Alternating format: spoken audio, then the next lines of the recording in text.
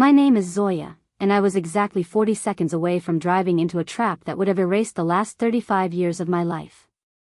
It was a Tuesday in late October, the kind of afternoon where the sun hangs low and orange, casting long, deceptive shadows across the cracked pavement of a parking lot in the outskirts of the valley. In my leather satchel, I carried the only thing I had left of my father. A hand-carved inheritance chest, small enough to fit on a lap but heavy enough to sink a life. I was 90 minutes away from a meeting that would decide the fate of the Elias legacy, the house, the orchards, and every drop of sweat my parents had poured into the earth for 4 decades. I pressed the unlock button on my key fob. The headlights of my SUV blinked twice, a rhythmic pulse in the quiet lot. I reached for the handle, my mind already rehearsing the calm, professional tone I would need to face the woman waiting for me. But before my fingers could curl around the cold metal, a man appeared. He wasn't walking, he was sprinting, a frantic, jagged movement that cut through the stillness. He wore a jacket with a visible tear at the shoulder, his face a map of exhaustion and desperation. Before I could pull the door shut, he slammed his palm against the frame, his breath coming in ragged, whistling gasps. "Ma'am, do not start that car," he hissed. His hands were shaking so violently I could hear the rattle of his fingernails against the glass. He looked over his shoulder, eyes darting toward the street as if expecting a predator to emerge from the traffic. "Beatrice, they set something up in that room. You walk in there now, you walk in blind, and you lose everything. You aren't just losing the house, Zoya. You're losing your name." I froze. He knew my name. He knew about the meeting. And he knew about Beatrice.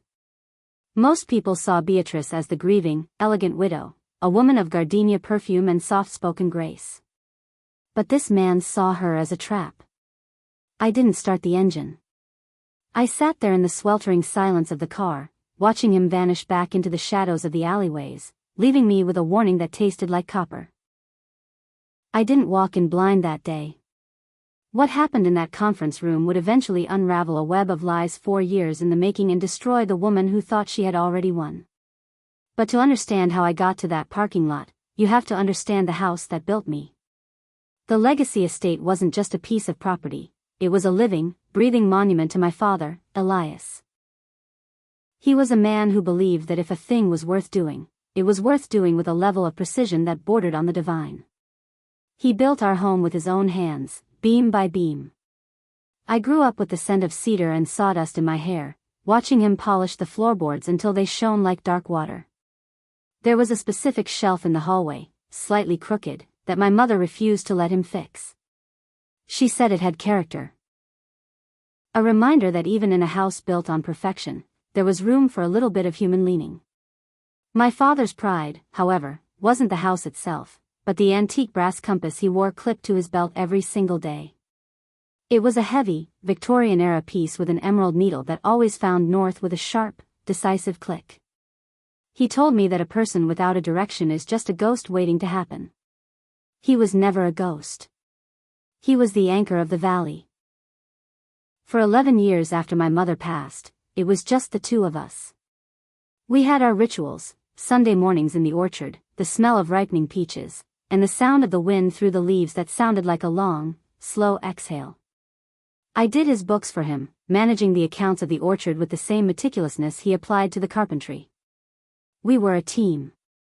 I lived 40 minutes away, working 60-hour weeks at a high-pressure firm, but every Wednesday at 7:00 p.m., my phone would ring. He never said, "Hello." He would just start talking about the weather or a new graft he was trying on the trees, as if our conversation had never actually ended, just paused for a few days. That was my life. Steady. North-facing. Until the day Beatrice walked into the church social, carrying a tray of lemon squares and a smile that felt like a closed door. Beatrice didn't just enter our lives, she colonized them. She was a widow, she said. New to the area, looking for a quiet place to heal. She smelled of gardenia, a thick, floral scent that was so cloying it felt like it was trying to mask the smell of something decaying underneath. Within 4 months, my father was inviting her to the Sunday orchard walks. Within 8, he had married her. I didn't fight it at the time. I saw a 61-year-old man who was lonely in a house that was too big for one person. I thought she was the companion he deserved. But Beatrice was a master of the quiet isolation. It started with the phone calls. Wednesday at 7 p.m. became 7:30, then 8 o'clock, then eventually, the phone stopped ringing altogether.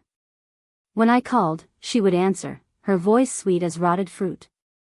"Oh, Zoya, honey, your father is resting. He's had such a long day in the sun. I'll have him call you back." He never did. When I visited, the house felt different. My mother's reading chair was moved to the attic. The crooked shelf was finally leveled, stripped of its character and replaced with a sterile, modern cabinet. Then came the midnight heart attack. It happened on a Tuesday, the same day of the week I would eventually find myself in that parking lot. The paramedic said Elias was gone before his head hit the kitchen tiles. I reached the hospital in 20 minutes, my heart a hammer in my chest, my clothes thrown on in a blur of panic. Beatrice arrived 40 minutes after me. I will never forget the sight of her walking through those sliding glass doors. Her grief was performative, the dabbing of the eyes, the trembling lip, but her makeup was flawless. Her lipstick was a sharp, aggressive red, perfectly lined, without a single smudge from a tear. In that moment, standing under the flickering fluorescent lights of the waiting room, I felt a cold shiver that had nothing to do with the air conditioning.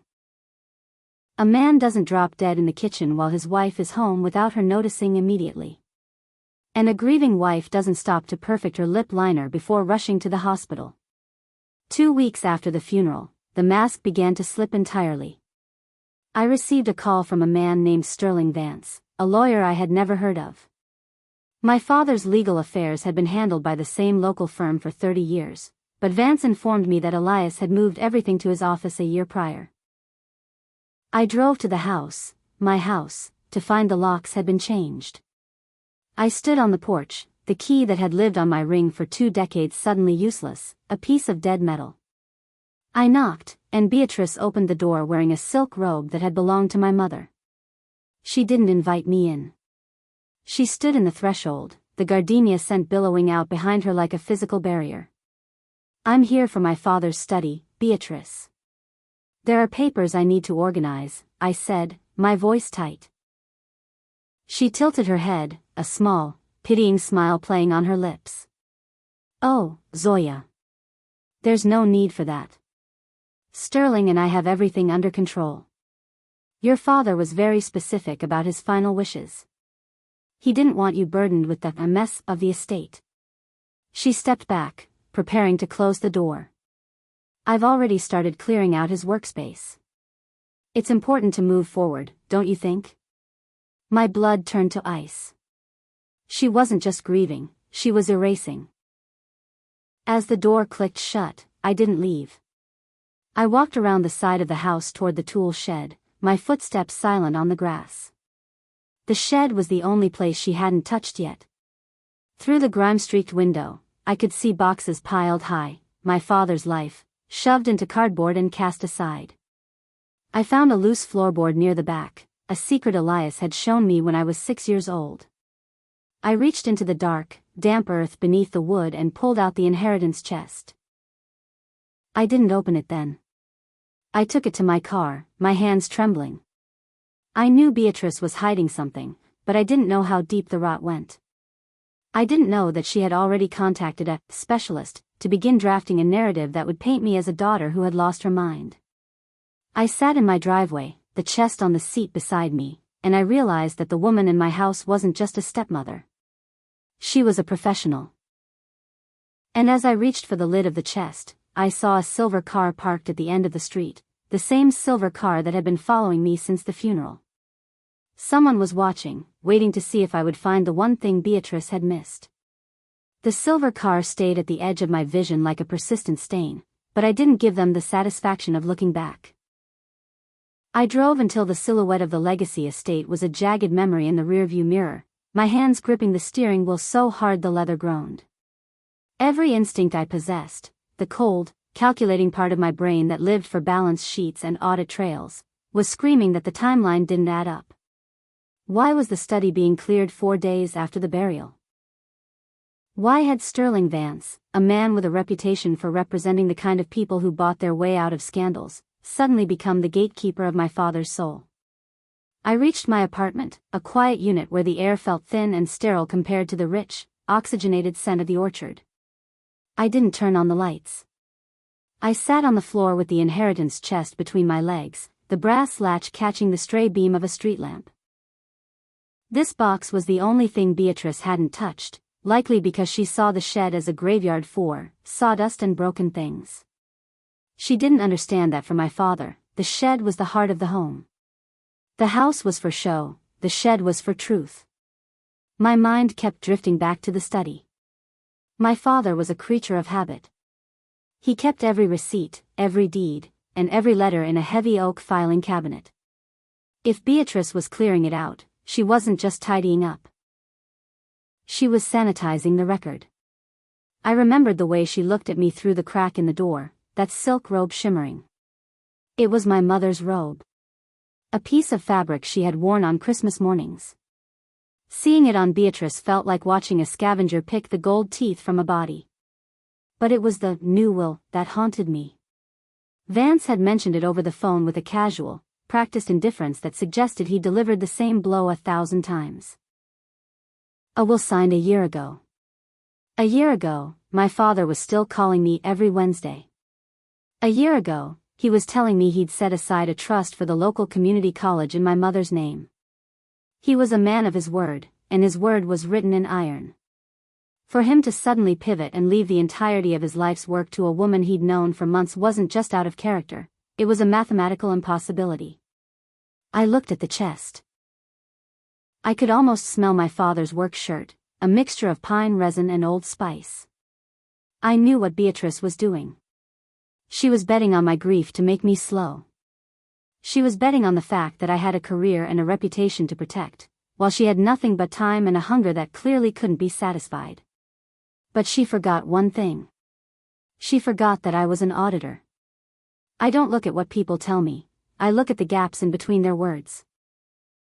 And right now, the gap between my father's life and Beatrice's story was wide enough to swallow the entire valley.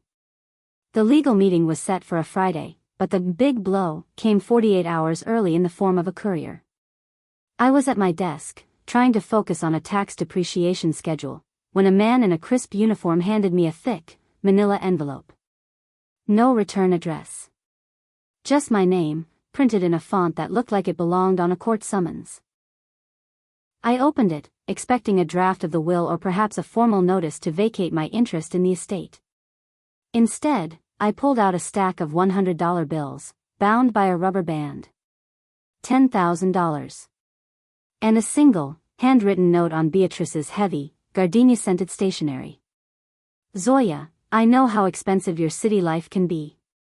Consider this an advance on your bequest. There is no need for you to trouble yourself with the meeting on Friday. Sterling and I have handled the filings. Take a vacation. You look tired. $10,000. Out of a $2 million estate, she was throwing me a scrap, a hush money payment disguised as a gesture of goodwill. It was a calculated insult. She was testing the price of my silence. She thought she could buy my absence for the cost of a used sedan. I stared at the money, the ink on the note still smelling of her cloying perfume. It was in that moment that the sadness finally evaporated, replaced by a white-hot, crystalline rage. I called Sterling Vance's office. A receptionist with a voice like velvet answered. I didn't ask for a meeting. I didn't ask for clarification. I simply said, tell Mr. Vance that I will be at the meeting on Friday. And tell Beatrice that she's going to need a lot more than $10,000 to pay for what's coming. I hung up before she could respond. The legacy wasn't just about the money. It was about the name Elias.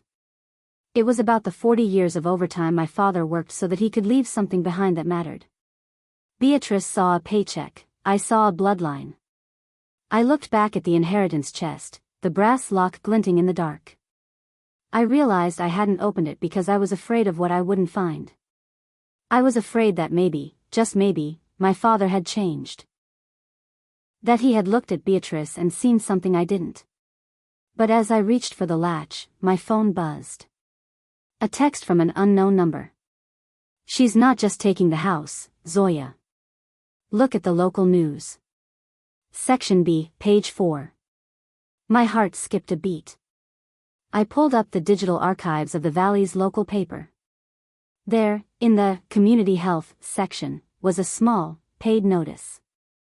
It was an announcement of a mental health awareness initiative, sponsored by the Elias and Beatrice Legacy Fund.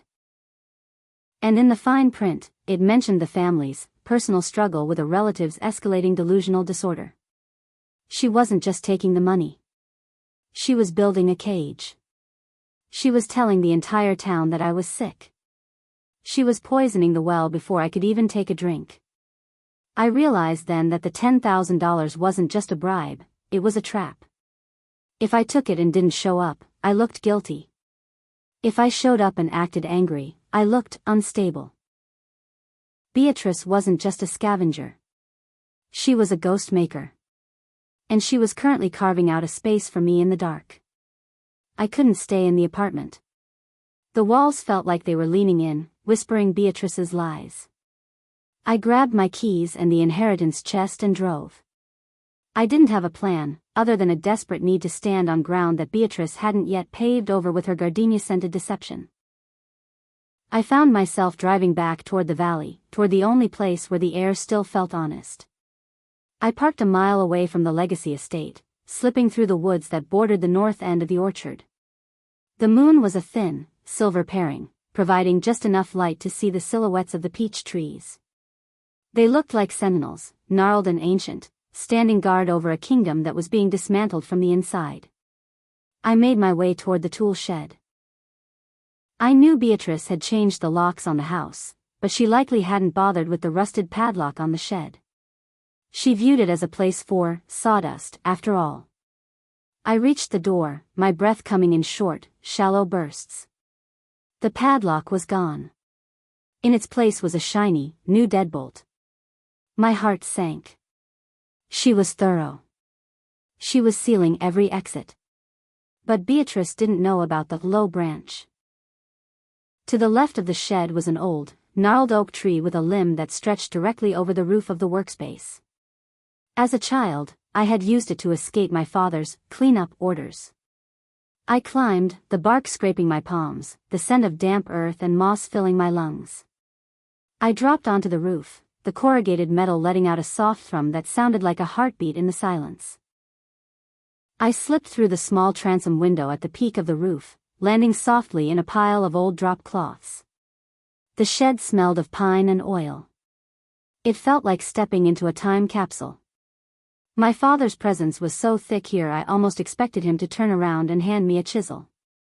I moved toward the back corner, near the workbench where the light was weakest. I knelt on the floor, the inheritance chest in front of me. This was the moment. No more delays. No more fear. I pressed the small, hidden release on the side of the box, a trick my father had taught me when I was 6. The latch clicked open with a sound that felt like a gunshot in the quiet room. Inside, there was a layer of dried lavender, its scent faint and ancient. Beneath the flowers was a single, cream-colored envelope. My mother's handwriting. The letters leaned to the right, graceful and sharp. For Zoya. When the wind changes. I opened the envelope. Inside was a letter, but also something else. A second, smaller key. A key with a distinctive, triangular head. I felt a chill that started at the base of my spine and radiated outward. This wasn't a house key. This was a key to a safe deposit box. And as I unfolded the letter, the first line stopped the air in my lungs. Zoya, if you are reading this, your father has lost his direction, or someone has stolen his compass. He always feared his kindness would be his undoing. He told me once that the greatest trick a predator plays is making the prey feel like the one who is out of place. Do not let her win, my brave girl. the truth isn't in the house. It's in the numbers she thinks you can't see. I stared at the paper. My mother had written this years ago, before she even got sick. It was as if she had seen Beatrice coming from a decade away. But it was the second page of the letter that changed everything. It wasn't a letter at all. It was a list of account numbers, accounts I had never seen in my father's books. Accounts that were registered in a name I didn't recognize. Suddenly, the floorboards above me creaked. A heavy, rhythmic footstep. Someone was in the shed. And then, the beam of a high-powered flashlight cut through the dark, sweeping across the workbench and landing directly on the open inheritance chest. I ducked behind a stack of lumber, my heart hammering against my ribs, as a voice drifted through the gloom, a voice that didn't belong to Beatrice or Sterling Vance. "I know you're in here, Zoya," the voice whispered. It was the man from the parking lot. "Marcus. You shouldn't have come back. They aren't just watching the house anymore. They're watching the trees." I pressed my back into the rough-cut cedar of the lumber stack, the sharp scent of aged pine stinging my nostrils. My fingers white-knuckled the edges of my mother's letter, the paper crinkling with a sound that seemed loud enough to shatter the silence of the valley. The flashlight beam danced across the ceiling, a cold, clinical eye searching for me in the dark. Marcus didn't move like a predator. He moved like a man who was already haunted, his footsteps heavy and uneven on the sawdust-covered floor. "I'm not here to hurt you," he whispered, the beam finally settling on the empty space where I had been kneeling seconds before. "But you have to understand the scale of what Beatrice is building. She didn't just stumble into your father's life. She was a professional long before she smelled the peach blossoms on this estate." I stepped out from the shadows, the inheritance chest tucked under my arm like a shield. The light hit my face, blinding me for a second, before he tilted the beam toward the floor. In the dim spill of the light, Marcus looked even more hollowed out than he had in the parking lot. His eyes were bloodshot, and he kept touching the tear in his jacket as if it were a physical wound. "Professional?" I asked, my voice a jagged edge. "She's a widow from out of town. That's the story the whole valley bought." Marcus let out a short, bitter laugh that turned into a cough. "Beatrice is a professional heir. That's what we called them at the firm. She finds men who have built empires but forgotten how to build walls. She isolates them, she marries them, and then she waits for nature to take its course. But with your father, she got impatient. Elias was too healthy, too strong. He was still walking 5 miles a day in the orchard when she realized his daughter was an auditor. She knew she couldn't outrun your spreadsheets forever." I looked down at the triangular key in my hand. My mother knew. She left me a letter. She warned me that Elias's kindness would attract a predator. "How do you know all this, Marcus? Why risk your life to tell me?" He turned the flashlight toward his own face, and for the first time, I saw the true weight of his fear. "Because I was the one who helped her do it. I was the senior clerk at Vance's firm. I saw the documents. I saw the way she looked at the maps of this orchard, not as land to be farmed, but as square footage to be liquidated. I tried to stop the filing of the second will, the one that erases you. Vance fired me, blacklisted me, and had me evicted. I've been living in my car for 3 months because I couldn't stomach the thought of that woman standing on your mother's porch." He stepped closer, his voice dropping to a desperate rasp. "The letter your mother left, it's not just about the money, Zoya. It's the proof of intent. If you can find the safe deposit box that matches that key, you'll find the original North. But you have to move fast. Beatrice has already filed the ghost clinic papers with the county. By Friday, the court won't just see you as a grieving daughter. They'll see you as a liability who needs to be legally silenced." I felt the air in the shed grow heavy, the weight of my mother's foresight pressing down on me. She had predicted this move from a decade away. She knew that the only way to beat a woman like Beatrice was to play a game Beatrice didn't even know was being played. I looked at Marcus, a man who had lost everything to give me 40 seconds of warning, and I realized that the hard-hitting peak wasn't just the betrayal, it was the realization that I had been protected by ghosts all along. The drive to Richmond the next morning was a blur of gray asphalt and rising dread. The ghost clinic, Piedmont Behavioral Health Associates, was the centerpiece of Beatrice's strategy. If she could prove I had a history of delusional episodes, she wouldn't just win the estate, she would win my freedom. She could have me placed under a guardianship, making it legally impossible for me to contest the will or even speak to an attorney. I found the address on West Broad Street. It wasn't a clinic. It was a skeletal remains of a building, a 3-story brick structure with plywood over the windows and a "for lease" sign that had been bleached white by years of sun. The graffiti on the door was old, the paint peeling in long, sickly curls. There were no doctors here. There were no patients. Just the hollowed-out shell of a lie. I stood on the sidewalk, the cold wind whipping my hair across my face, and took out my phone. I photographed everything.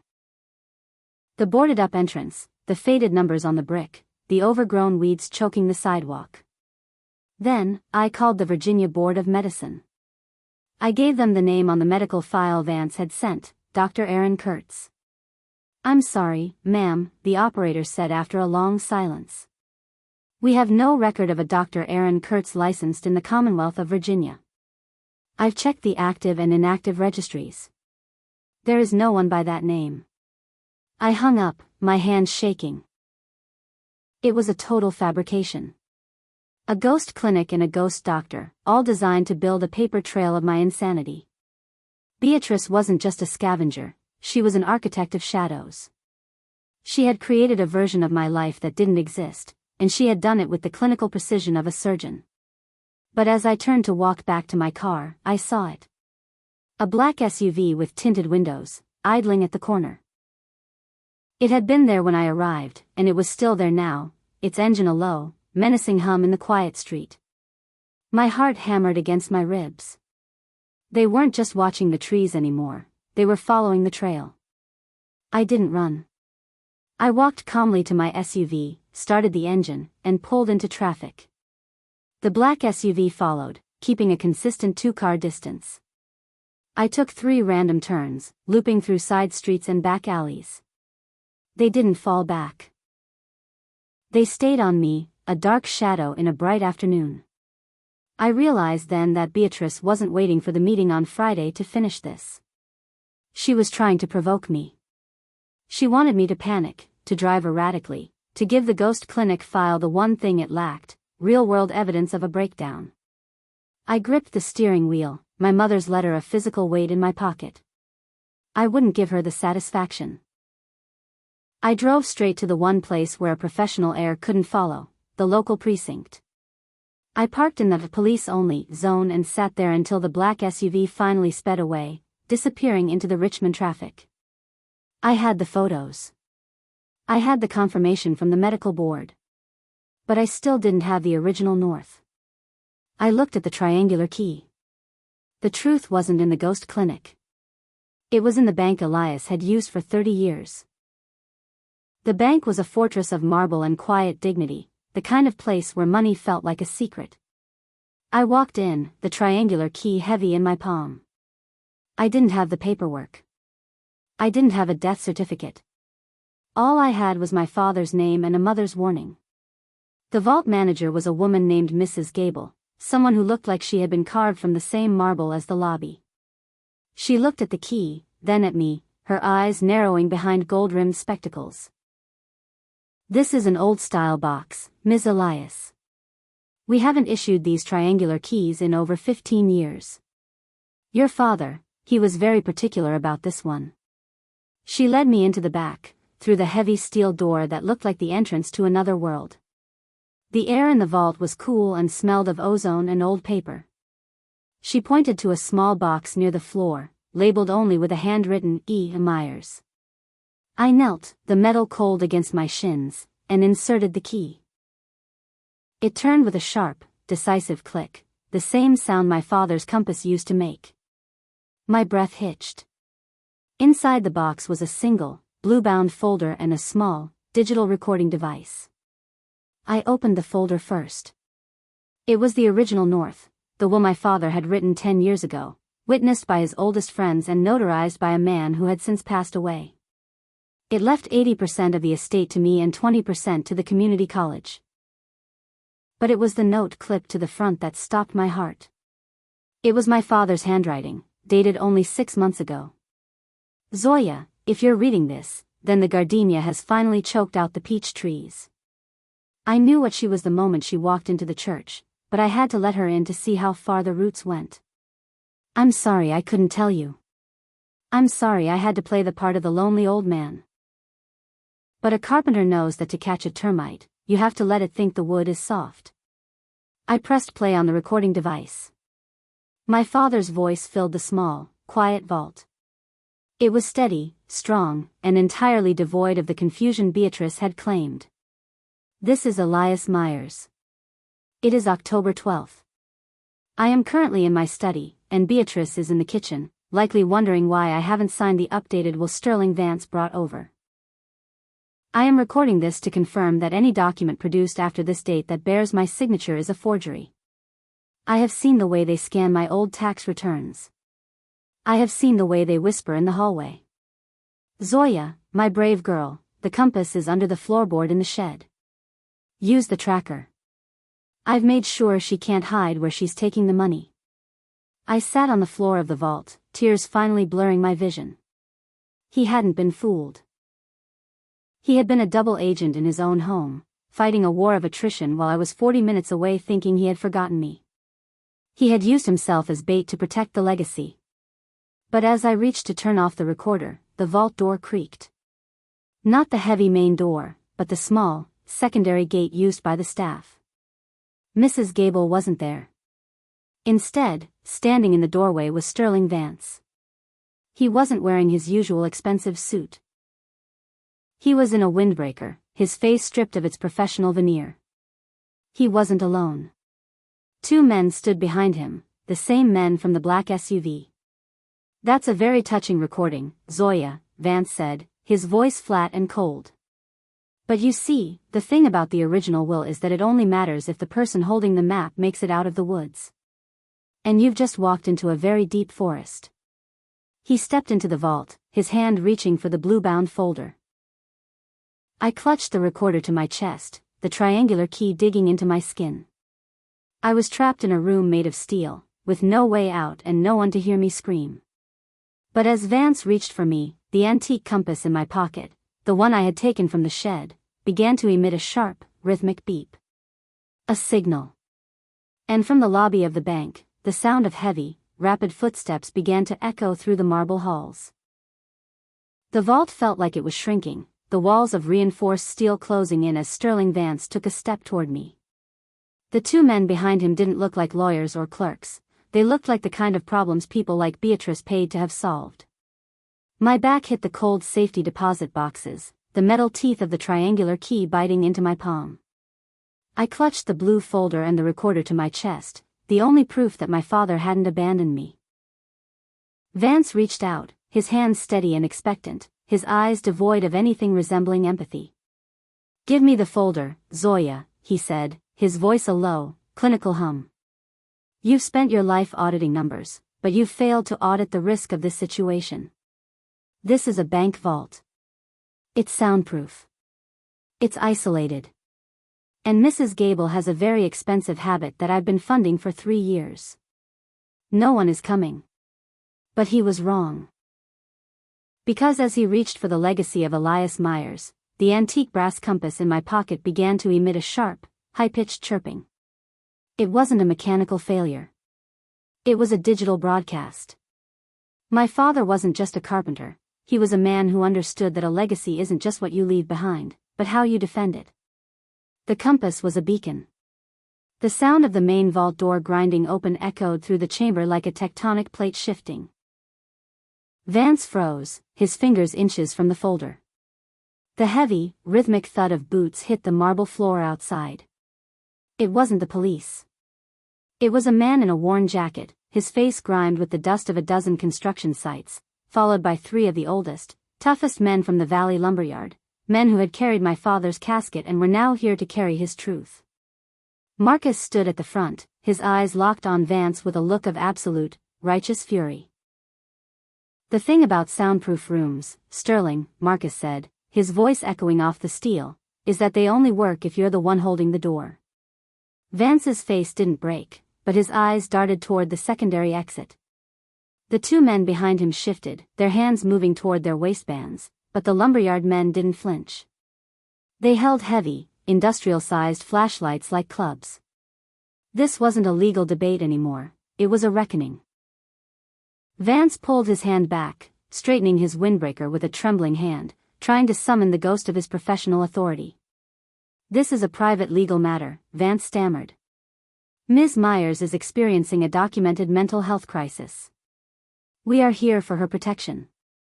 I stepped forward, the recorder still playing in my hand, my father's voice, clear, strong, and undeniably sane, filling the vault.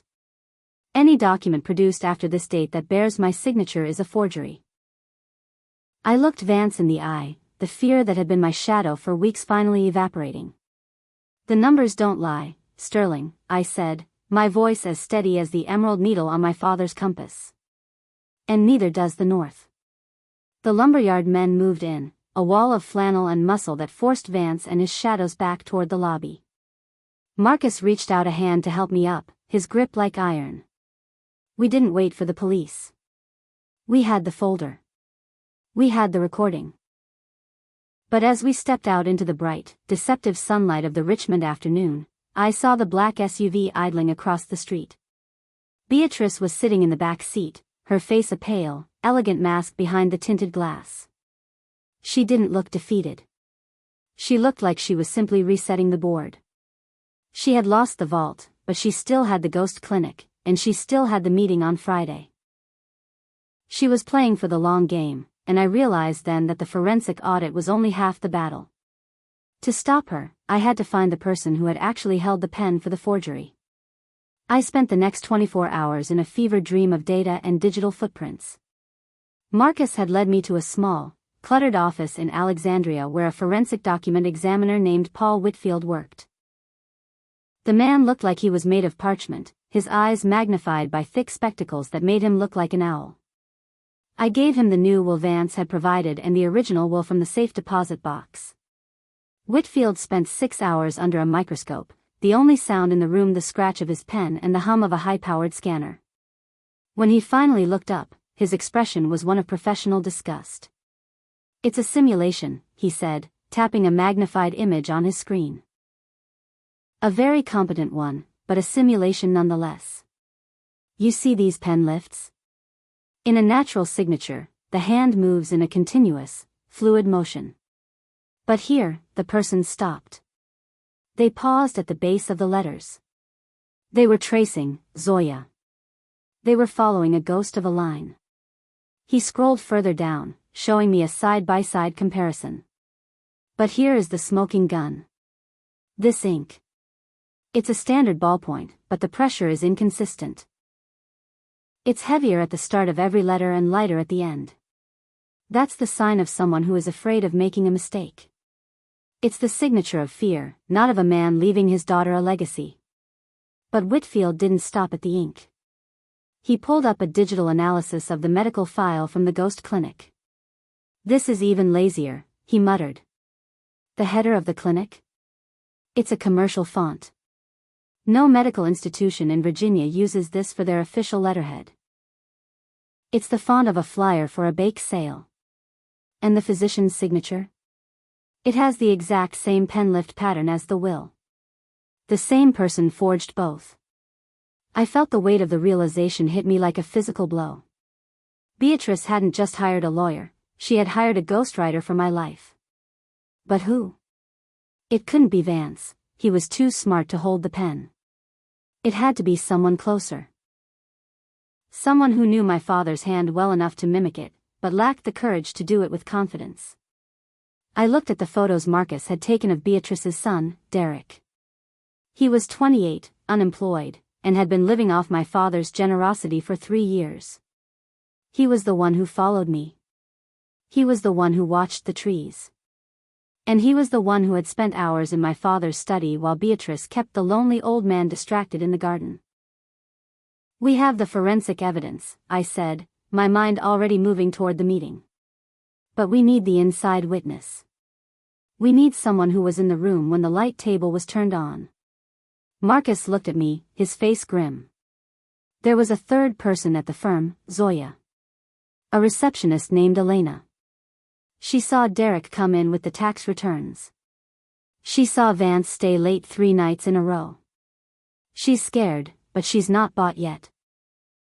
If we can get her to the meeting, the house of cards doesn't just fall, it implodes.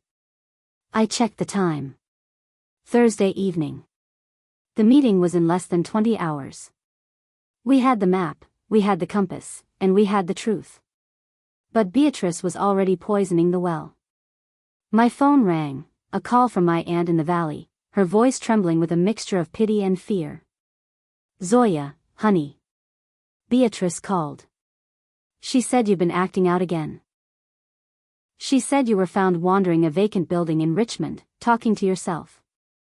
She's worried, sweetheart. We're all worried. Maybe you should just stay home on Friday and let the doctors help you." The ghost clinic was working. The narrative was taking hold.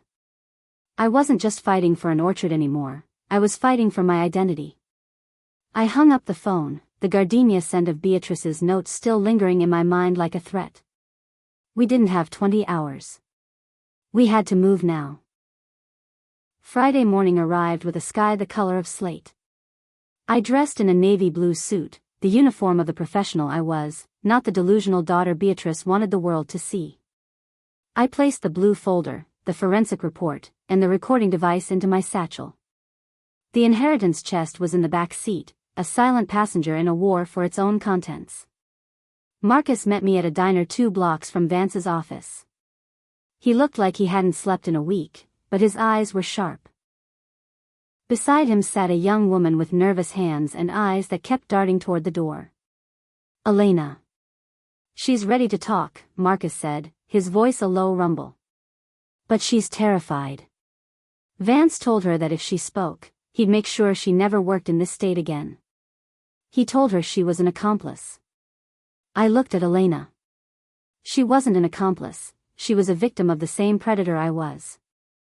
I reached across the table and took her hand. "The truth doesn't need volume, Elena. It just needs a witness. My father built that house with his own hands so that it would be a place of safety. Help me make sure it stays that way." She nodded, a slow, shaky movement. We stood up to leave, the meeting only 30 minutes away. But as we walked toward my SUV, the black SUV from Richmond pulled up to the curb, blocking our path. The door opened, and Derek stepped out. He wasn't wearing his suit this time. He was wearing a heavy work jacket, his hand tucked into his pocket in a way that made my blood run cold. "My mom wants to talk to you, Zoya," he said, his voice flat and devoid of emotion. "Just you. One last chance to take the money and walk away before the doctors get involved." He looked at Elena, and I saw the recognition in her eyes, the pure, unadulterated terror of someone who had seen what Derek was capable of when the lights were low. Marcus stepped in front of me, his shoulders broadening, his hands curling into fists. "She's not going anywhere with you, kid," Marcus growled. Derek didn't flinch. He pulled a small, silver device from his pocket, not a weapon, but a phone. He pressed a button, and a video began to play. It was a live feed of my father's orchard. 3 men were standing near the mother tree, the oldest peach tree in the valley, the one Elias had planted for my mother. They were holding chainsaws. 30 minutes, Zoya, Derek said, his eyes as cold as the Richmond brick. "You show up at that meeting with your witnesses and your folders, and that tree is sawdust. Along with every other memory my mom decides she doesn't like. Your move." He stepped back into the black SUV and sped away, leaving the scent of exhaust and the sound of a distant, idling chainsaw in the air. I stood on the sidewalk, the blue folder in my hand, looking at the road that led to the meeting and the road that led to the orchard. Beatrice wasn't just trying to win the estate, she was trying to destroy the only home I had left.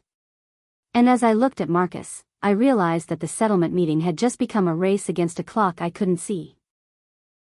The roar of those chainsaws in the video wasn't just a sound, it was a physical assault on my history. I stood on the sidewalk in Alexandria, the digital image of the mother tree flickering on the screen of the phone Derek had left me with like a taunt. Beatrice wasn't just a thief, she was a nihilist. If she couldn't own the legacy, she would burn it to ash. Marcus grabbed my arm, his eyes searching mine for the panic he expected to find. He saw the calculation instead. I am a woman of spreadsheets and audits, and I had just realized that Beatrice had made a fatal error in her risk assessment. She assumed I would choose the wood over the truth. Marcus, take Elena, I said, my voice dropping into a register of cold certainty. Go to the precinct. Don't go to the meeting yet. I need a police escort at the orchard, and I need them to see the chainsaws before a single tooth touches that bark. If you can stop the destruction, you stop her leverage. And you? Marcus asked, his grip tightening. You're going into that room alone? She has a psychologist in there, Zoya. She has Vance. They are prepared to strip you of your legal personhood the moment you sit down. I looked at the blue folder in my satchel, then at the antique compass pinned to my belt. I'm not going in alone. I'm going in with my father's voice. And Beatrice is about to find out that a cornered auditor is the most dangerous person in the room. I drove toward Vance's office, the slate-gray sky finally breaking into a cold, needle-like rain. The building on East Market Street was a monolith of glass and brick, reflecting the gloom of the morning. I walked through the lobby, my heels clicking a steady, warlike rhythm on the marble. I didn't look at the security guards. I didn't look at my reflection. I stepped into the elevator and pressed 3. The ascent was silent, the air in the small car smelling of ozone and the faint, lingering scent of gardenia. Beatrice was already there. I could feel her. When the doors opened, I walked straight to the suite. The receptionist didn't even ask for my name. She simply pointed toward the large double doors of the conference room. I pushed them open and stepped into the ambush. The room was a study in artificial power. Sterling Vance sat at the head of the dark mahogany table, his silver pen poised over a stack of documents like a conductor's baton. Beatrice sat to his right, a vision of tragic elegance in a white silk blouse and a charcoal skirt. She wore my father's brass compass on a gold chain around her neck, a trophy she hadn't yet realized was a tracking device. In the corner, a woman I had never seen sat with a clipboard. Dr. Helen Marsh. The evaluator. Zoya, Beatrice said, her voice a soft, melodic purr. We were beginning to think you wouldn't make it. Sit down, sweetheart. You look strained. The rain hasn't been kind to you. I didn't sit.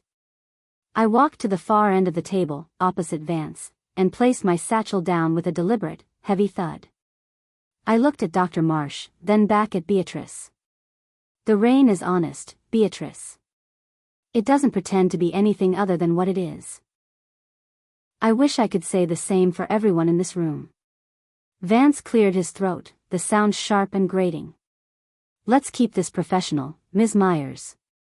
We are here to confirm the distribution of the estate as per the January 15th will. Dr. Marsh is here simply to ensure that you are in a fit state to understand the proceedings, given the concerns raised by your recent behavior in Richmond. Dr. Marsh leaned forward, her pen hovering over her clipboard. Zoya, I've reviewed the files from Piedmont Behavioral Health. It's a very heavy burden you've been carrying. Dissociative episodes can be triggered by extreme grief. Why don't you tell me about your visit to the vacant building on West Broad Street yesterday? You were seen talking to a wall.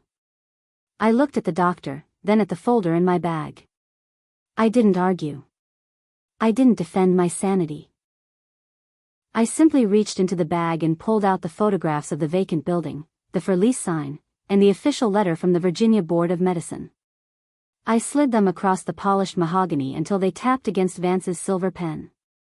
The building wasn't a clinic, Dr. Marsh. It was a ruin. And the doctor who signed those files doesn't exist. He's a ghost, created by a lawyer who thinks commercial fonts are a professional letterhead. I turned my gaze to Vance, whose face was beginning to lose its carefully cultivated color. But we aren't here to talk about my health. We're here to talk about a simulation. The room went deathly quiet. I pulled out Paul Whitfield's forensic report, the bound folder with the high-resolution images of the pen lifts and the pressure deviations. I laid it open in the center of the table. My father didn't sign your will, Sterling. A tracer did. A tracer who was so afraid of the man he was robbing that his hand shook at every curve of the letters. And I think we all know that Derek isn't particularly good with a pen. Beatrice's smile didn't falter, but her hand went to the compass at her throat, her fingers curling around it. This is a desperate move, Zoya. A document examiner's opinion against a notarized will? It's a fantasy. It's not an opinion, I said, reaching into my bag for the final piece of the puzzle. I pulled out the digital recorder from the safe deposit box. I pressed play. My father's voice filled the room, the sound so vibrant and real that for a second, I could almost smell the peaches. This is Elias Myers. I am recording this to confirm that any document produced after this date that bears my signature is a forgery. A carpenter knows that to catch a termite, you have to let it think the wood is soft. Vance stood up so quickly his chair skidded across the floor. That could be AI generated. It's inadmissible. Is it? I asked. Because the metadata on this file matches the date in the vault logs. The same vault where Mrs. Gable let you in yesterday, Sterling. The same vault where you attempted to assault a client to retrieve a folder you had no legal right to touch. I looked at my watch. The 30 minutes Derek had given me were up. Just then, Vance's personal cell phone began to vibrate on the table. He didn't pick it up, but the screen was visible. A text message from Derek. The cops are here. Marcus brought the state troopers. They saw the chainsaws. I'm running. Beatrice's face finally broke. The mask of the elegant widow shattered into 1,000 jagged pieces of panic. She looked at the phone, then at me, her eyes wide with a feral, cornered light. The gardenia scent in the room felt like it was turning to ash. You think you've won? She hissed, her voice no longer a purr but a jagged glass shard. You think a recording and a few photos changed the fact that I am his wife? I lived in that house while you were in the city counting other people's money. I was the one who held his hand while he died. You held his hand to make sure he didn't reach for the phone, Beatrice, I said, my voice rising for the first and only time. You didn't love Elias. You loved the square footage. You loved the equity. But you forgot that Elias Myers built that house to withstand storms. And you are just a light breeze. The doors to the conference room opened. Not Marcus, but 2 detectives from the Financial Crimes Division, followed by a representative from the State Bar. Marcus had done his job. He hadn't just saved the tree, he had delivered the evidence of the racketeering. Vance sat back down, his hands flat on the table. He was a lawyer.